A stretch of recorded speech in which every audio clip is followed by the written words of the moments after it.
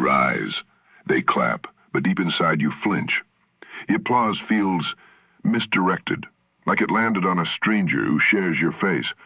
What if they knew? What if they saw how little you believe any of it?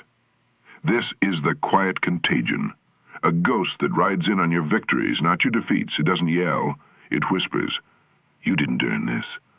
You just got lucky. They'll find out. Imposter syndrome doesn't arrive when you fail. It waits for when you win. That's why it's lethal. You get the degree, the job, the client, the crown, but none of it touches your core. The success bounces off like your soul forgot how to absorb light. We are entering an age of accelerated brilliance. Machines think, systems learn, people perform at previously unthinkable heights. But imposter syndrome, archaic, primitive, still thrives inside our hyper-evolved minds. It is the last analog virus in a digital world. It infects coders, creators, founders, healers, mothers, mentors, the brilliant and the broken alike. If the future is forged by those who trust themselves enough to shape it, then this enemy must be named and unmasked, because the world we're building cannot be led by people who secretly don't believe they belong.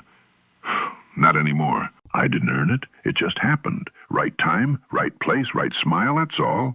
It's not false modesty, it's math. I know how often I've failed in silence, how confused I felt behind closed doors, how I fumbled through the dark while others saw only a finished room lit with confidence. They think I know what I'm doing, but I don't, not really, not fully. Do you? That voice, low, patient, always just behind me, it says, don't trust the praise, don't trust the outcome. You tricked them again. But for how long? This is the twisted elegance of imposter thinking. It wears humility as a disguise. It says, I'm just grateful. Others deserve this more. I don't want to brag. But it's not humility. It's fear dressed in charm. We reject the credit because we fear the responsibility of holding it. In a world where identity is pixelated, where success lives on timelines, bios, and filtered truths, how can we tell what's real? We've become so skilled at shrinking ourselves in the name of being humble, we forget dimming your light doesn't make others shine. If you always credit the stars for your flight, you'll never learn to fly again when it's just you and the wind. And then, one day, someone puts it into words. A therapist, a mentor, a stranger with wise eyes. They say, it sounds like you're living with imposter syndrome. That sentence hangs in the air like incense, strange, heavy, sacred. You blink, you laugh, you say, no, I just don't like attention. But deep inside, a door creaks open, and you know this is the thing that's been curled up in the corners of every win, the reason joy never fully lands, the reason you look away when they praise you. Imposter syndrome. It sounds dramatic, like a crime novel or a ghost story, but what it really is the quiet decision to never take up your full space, to shrink at the exact moment you should expand. It doesn't yell, it doesn't bruise. It just steals your presence, your worth, your arrival.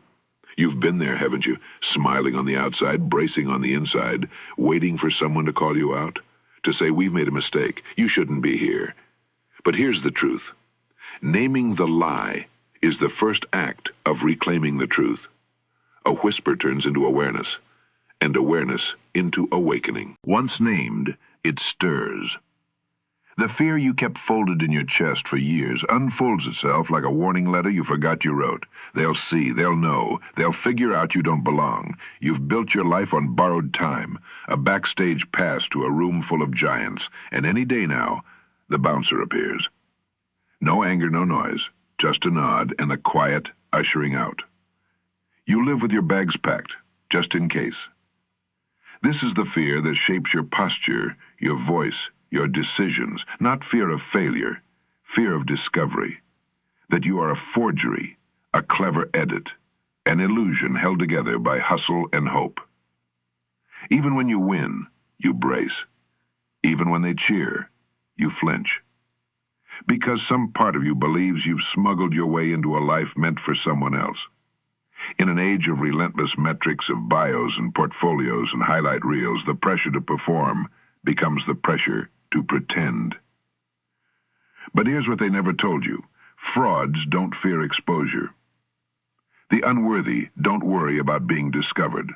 Only the worthy ever ask if they are. It doesn't strike all at once. It erodes, a soft corrosion on the inside of your brilliance, a whisper that becomes a rhythm.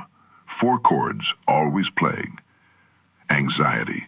Every step feels like a test, every glance a grade. You walk through your day with your heart clenched, hoping no one sees you flinch. Perfectionism. You don't aim high, you aim flawless.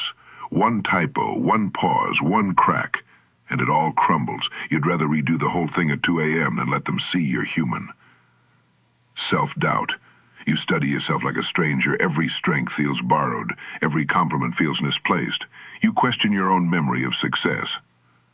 Fear of failure. Not just failing, but what failure will reveal, what it might confirm, that you were never who they thought you were to begin with. These are the 4 horsemen of the imposter mind, and together they form a loop, a closed system of exhaustion. Even joy feels temporary. Even praise feels fragile. Even rest feels undeserved. And worst of all, you start to believe you're the only one feeling this way. But look closer. The room is full of quiet brilliance, tangled in the same fear. You're not alone. You never were. It begins before you knew there was a stage, long before the spotlight, the resume, the office door with your name. It begins at the dinner table, or in the quiet of your room, or in the sideways glance after a mistake, where love was earned, where praise was rare, where perfection was peace. You were taught to achieve, not to arrive, to impress, not to belong. And even now, with decades between that child and the adult who runs the meeting, the program still runs in the background. High expectations, cold silences, invisible benchmarks, the echo of not enough hums beneath your skin. For some, the wound is sharper, a parent's rage, a broken home, a voice that called you stupid just once, but never stopped echoing. You learn to armor yourself with excellence, to outrun judgment with gold stars. But the child who only felt worthy after proving something becomes the adult who must keep proving forever. And the tragedy is this: no achievement can heal a question you were never supposed to carry. But here's the miracle.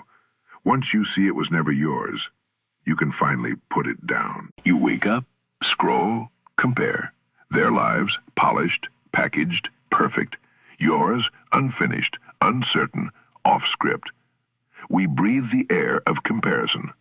It's the background noise of our time.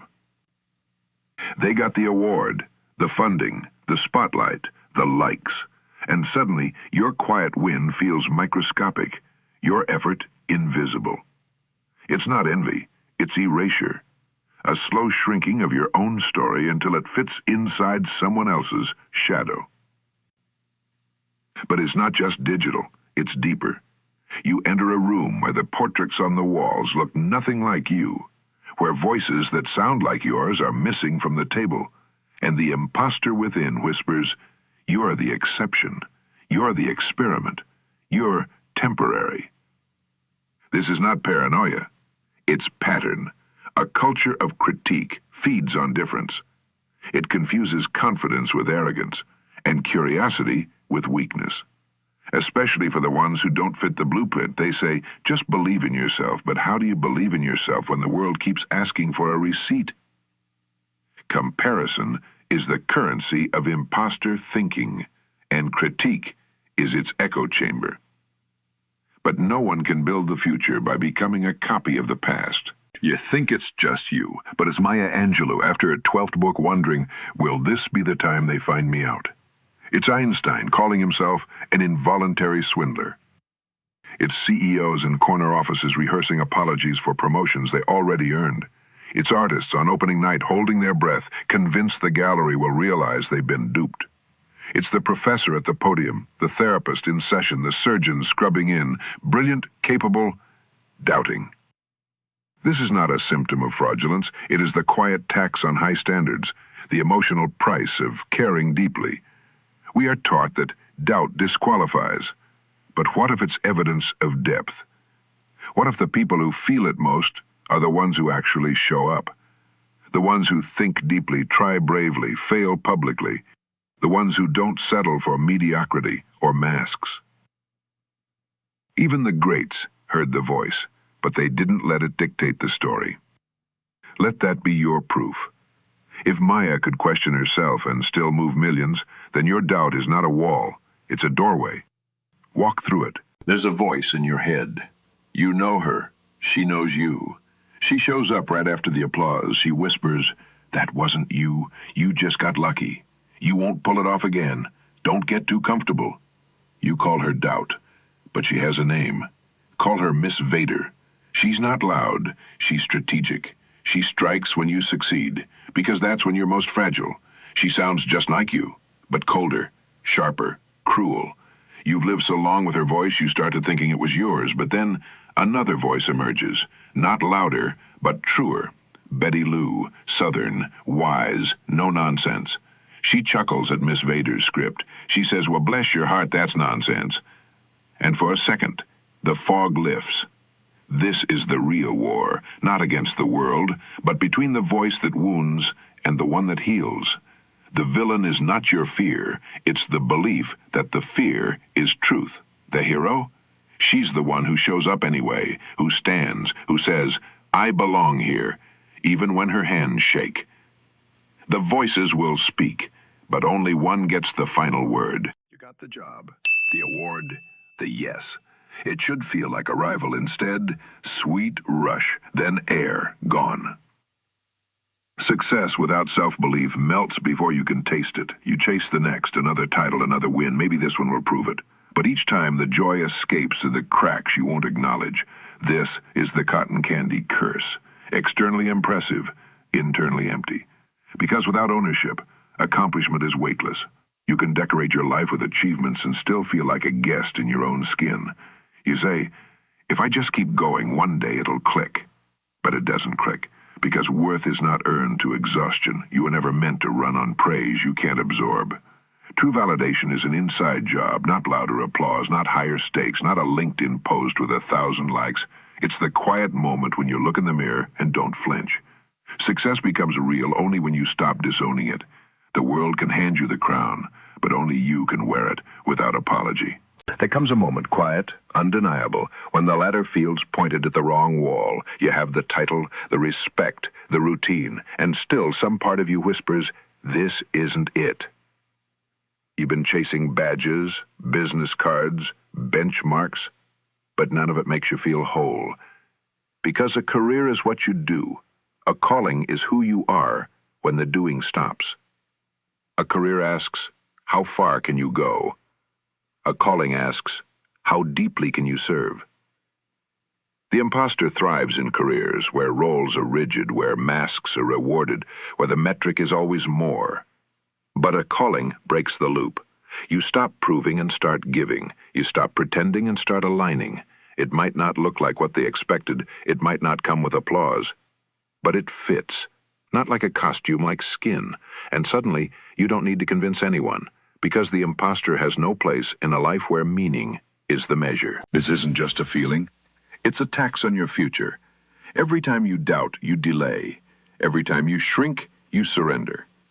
How many doors did you never knock on because you assumed they weren't for you? How many no's did you whisper to yourself before the world even had a chance to say yes? This is the hidden toll of imposter thinking. Ideas stay in notebooks. Dreams die quietly. Genius gets shelved, and the world misses something only you could have brought. But it doesn't stop there, because when you try to outrun the doubt, you burn. You overwork, you overcommit, you overcompensate, and underneath the busy badge and brittle smile is exhaustion masquerading as drive. This isn't about confidence, it's about capacity. About the life you could have lived if you believed you belonged from the beginning. You're not avoiding arrogance, you're abandoning your own brilliance, and that cost is not just yours. It echoes in every room you were meant to lead but stayed silent. Every person you could have lifted if only you'd let yourself rise. Feelings are not facts, yet for years you treated them like gospel. I'm not ready. I'm not enough. I don't belong. You repeat to my prayers to a false god. But here's the quiet truth. You've done more than you remember, and survived more than you admit. You are living proof. You just forgot where you put the evidence. Start collecting it, the wins, the risks, the growth, Every hard thing you did scared, every compliment you shrugged off, every lesson you paid for in courage. Gather them, write them, name them.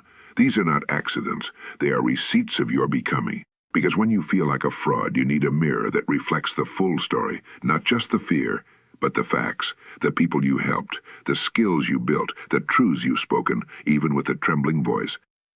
And when doubt returns, as it will, you don't have to argue. Just show it the record. Let the facts speak louder than the fear. This is how you rewrite the narrative. By telling the truth, you forgot you live. The lie thrives in silence. Alone, you believe you're the only one, the only mind full of doubt, the only heart with hidden cracks. But then you speak it. You say the thing you were ashamed to admit, and someone nods. Not in pity, in recognition. Suddenly, you're not the outlier. You're human. This is how the illusion breaks, because imposter thoughts only feel true when they stay in your head. But spoken aloud, they unravel. Shame weakens in air and light. And when you find safe space, real space, where the masks come off and the stories line up with your own, that's when healing becomes shared, not performance, not comparison, connection. Talk to someone, a friend, a mentor, a stranger who sees you. Let them remind you who you are when you forget. And in that sharing, something shifts. Because voice is power. And once you claim yours, you might just help someone else find theirs too. You've accomplished so much and barely paused. You deflect compliments like arrows, brush off praise like lint, because deep down you don't believe you've earned the right to be proud. But what if you did? What if every small win was sacred? Finishing the project, saying no, trying despite fear. These are not footnotes, they are proof. They deserve light, voice, applause, not just from others, from you. Hang the email, frame the note, light the candle, mark the moment. You don't have to wait for a grand finale to feel like a success.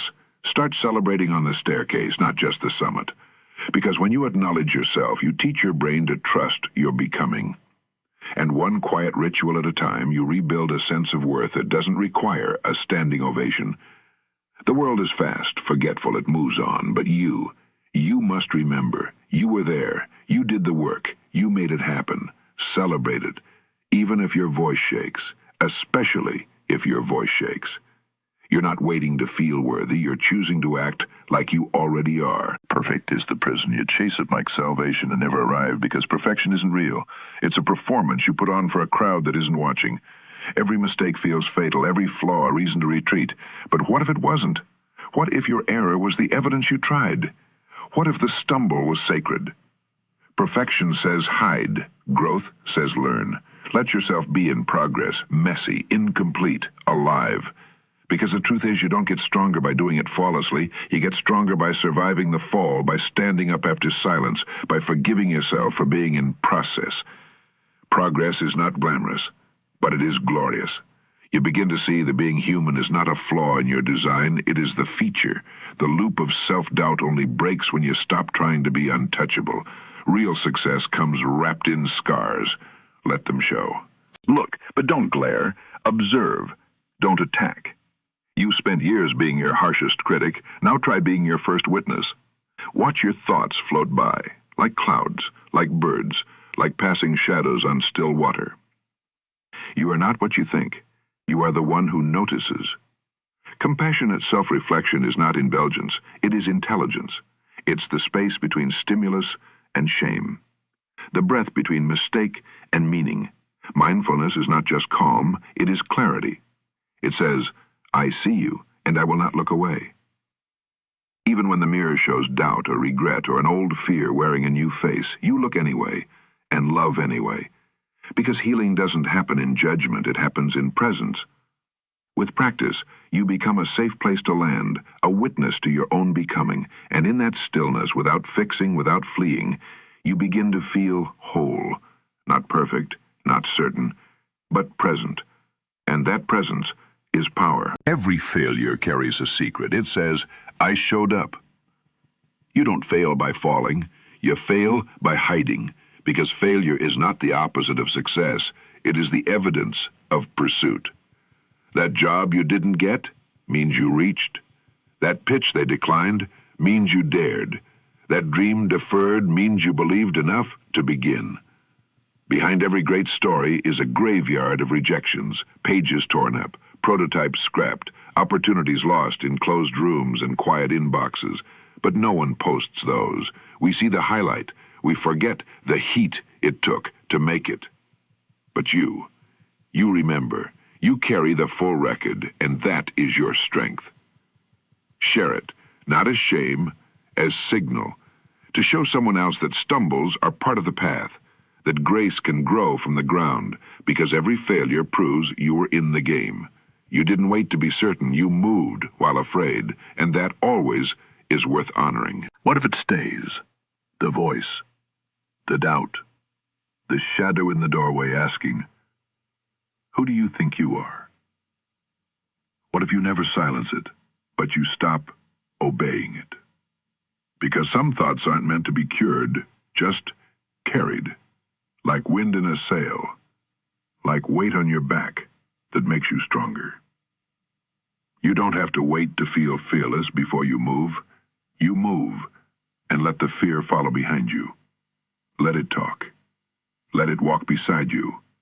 But do not give it the map. This is not failure. It's maturity. The wise don't need quiet minds. They need clear paths. And the path doesn't require perfection. It asks only presence, only intention, only the courage to keep showing up with the voice still whispering, you don't belong. And you, still walking, still building, still giving, still growing. That is power. Not the absence of fear, but the refusal to let it rule. You may always feel a little like an imposter, but that doesn't mean you are one. You've walked the loop, felt the ache, heard the voice, and now you know its name. But more than that, you know yours, not title, not resume, not mask, name, essence, presence. You've learned to see the lie and keep moving, to feel unworthy and still build, to doubt yourself and still dare. Now you lead, not with perfection, with presence. You spot the genius in quiet rooms, you hear the brilliance beneath hesitation, because you've been there, eyes wide with fear, hands trembling while trying.